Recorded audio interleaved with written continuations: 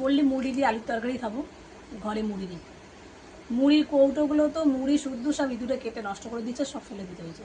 একটা মুড়ি রাখা যাচ্ছে না। আগের বারেও নিয়ে এলাম, এই যে 32 টাকা প্যাকেট মুড়ি আমার এখনও নিয়ে এলাম। ওই মুখ বেঁধে বেঁধে আর রাখতে হচ্ছে কিছু করার। প্যাকেটগুলো দেখ একদম ভালো নয়, দেখেছিস, পাতলা এত পাতলা। কিন্তু মুড়িটা ভালোর জন্য নিয়ে আসি, কিছু করার নেই। এই মুড়িটা খুব ভালো। আমি সাধারণত এখন মুড়ি খাওয়া ছেড়েই দিয়েছি। কেন ছেড়ে দিয়েছি? কারণ কি, এখন ভালো মুড়ি আর পাওয়া যায় না। আগের মতন যে মুড়ি খেতাম সেই মুড়ি আর পাওয়া যায় না, ওই জন্য মুড়ি খাওয়া। মুড়ি আমার ঘরে নষ্ট, তো মুড়ি ভালোই লাগতো না, ভালোই লাগে না খেতে। তাই এই মুড়িটা তো একটু স্বাদ ফিরিয়েছে মুখে।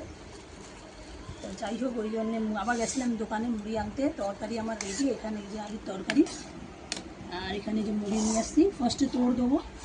আর আমাদের এখানে ওয়েদার দেখ না, পুরো অন্ধকার হয়ে এসছে আর ঝিরঝির করে বৃষ্টি পড়ছে। ঝিরঝির করে বৃষ্টি পড়ছে, কমছে, বৃষ্টি পড়ছে, এই হচ্ছে। তোকে দিয়ে এই বাটিতে দিই, এটা মামার দিচ্ছি। মামা মুড়ি খেতে খুব ভালোবাসে, মুড়ি তরকারি। আমিও খাই, এই মুড়িটা খারাপ না। লঙ্কা একটা পড়েছে, তুলে দিয়ে দিবি, ঠিক আছে?